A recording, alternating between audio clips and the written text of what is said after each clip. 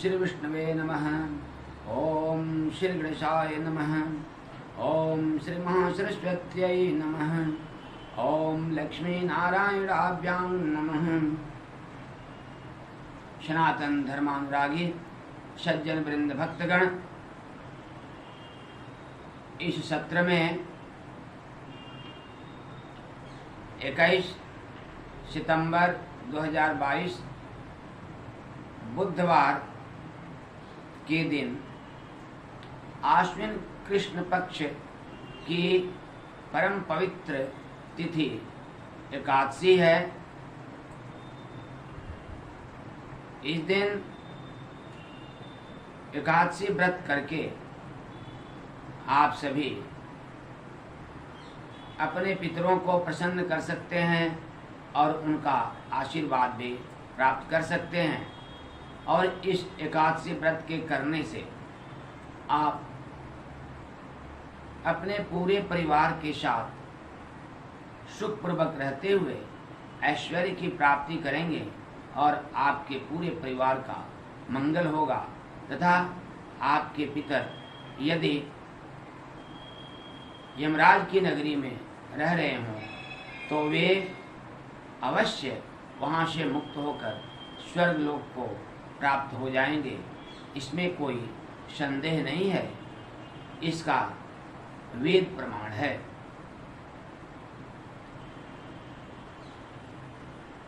इस सत्र में आश्विन कृष्ण पक्ष की एकादशी जो कि 21 सितंबर 2022 को है, इसकी कथा और विधि के साथ महत्व को भी बताया जाएगा। सर्वप्रथम कथा इस प्रकार है। महिष्मती नगरी में एक राजा राज्य करते थे जिनका नाम था इंद्रसेन। सभी एकादशी की कथा को युधिष्ठिर से भगवान कृष्ण ने बताया है। युधिष्ठिर के पूछने पर एकादशी की सभी एकादशियों की कथा भगवान कृष्ण ने युधिष्ठिर से बताई है। इस कथा को भी भगवान कृष्ण युधिष्ठिर से बता रहे हैं कि महिष्मती नगरी में एक इंद्रसेन नाम का राजा राज्य करता था, जो कि आध्यात्मिक और धार्मिक व्यक्ति था। उसके राज्य में गौ ब्राह्मण संतुष्ट रहते थे और यज्ञ कार्य निरंतर चलते रहते थे। भगवान विष्णु के सभी भक्त थे और उनके राज्य में यज्ञ हवन इत्यादि कार्य निरंतर चलते रहते थे। वह राजा अपने प्रजा को पुत्रवत पालन करता था। एक दिन की बात है, उस राजा के यहाँ देवर्षि नारद आ गए। उनके आने पर राजा इंद्रसेन खड़ा हो गए और उन्हें उचित आसन दिया, उनका चरण प्रक्षालन किया और उचित सत्कार स्वागत किया। उन्हें फल इत्यादि देकर संतुष्ट किया। तत्पश्चात उन्होंने उनके आगमन का कारण पूछा। इस पर देवर्षि नारद ने कहा कि देखो, मैं एक दिन यमराज के यहाँ गया था। यमराज ने उचित सत्कार मेरा किया और आसन दिया। उसी समय मैंने देखा यमराज की सभा में ही तुम्हारे पिता हैं और वहाँ पर कष्टों को भोग रहे हैं।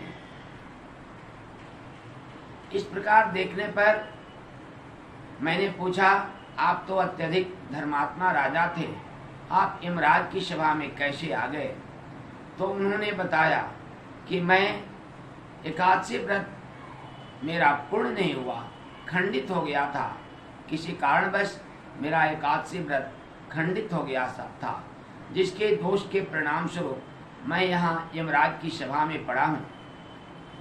आप यदि मेरे पुत्र को कहें कि वह मेरे निमित्त एकादशी व्रत करे संकल्प करके तो मेरी यह अधोगति समाप्त हो जाएगी और मैं मोक्ष प्राप्त कर लूंगा या स्वर्गलोक प्राप्त कर लूंगा। यही संदेश बताने के लिए हे राजन मैं आपकी सभा में उपस्थित हुआ हूं। राजा इंद्रसेन ने कहा, हे देवर्षि, आप यह तो बता दें कि इस एकादशी व्रत की क्या विधि है और कैसे मैं इसे करूं। इस पर देवर्षि नारद ने कहा कि तुम दशमी के दिन यानी एकादशी के एक दिन पूर्व सुबह में स्नान आदि क्रिया करने के बाद दोपहर में अपने पितरों के निमित्त तर्पण करो और उसके बाद दोपहर को भी स्नान करने के बाद ही अपने पितरों के निमित्त तर्पण करो। तत्पश्चात संध्या समय एक बार शुद्ध सात्विक भोजन करो। उसके बाद अगले दिन अर्थात एकादशी के दिन प्रातः ही स्नान आदि क्रिया करने के बाद भगवान भास्कर को जल दो। तत्पश्चात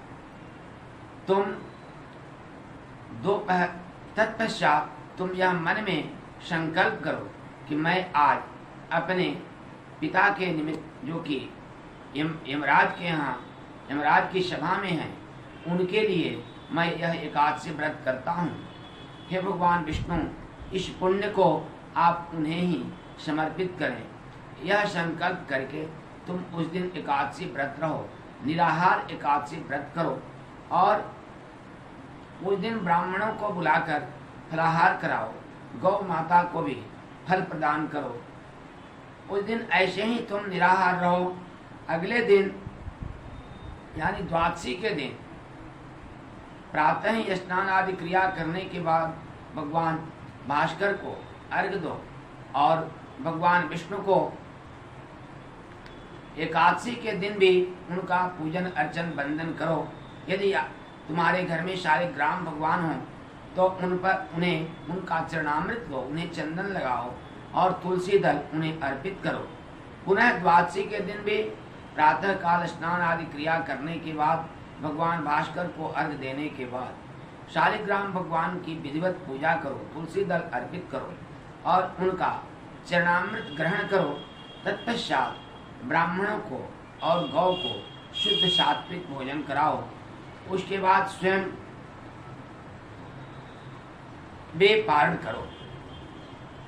इस प्रकार करके तुम इस पुण्य को अपने पिता के निमित्त समर्पित कर दो।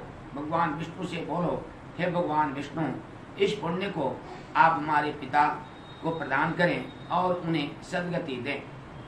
इस प्रकार यदि तुम यह व्रत करते हो तो तुम्हारे पिता निश्चित रूप से अधोगति से मुक्त हो जाएंगे और उन्हें स्वर्ग या मोक्ष की प्राप्ति निश्चित रूप से हो जाएगी।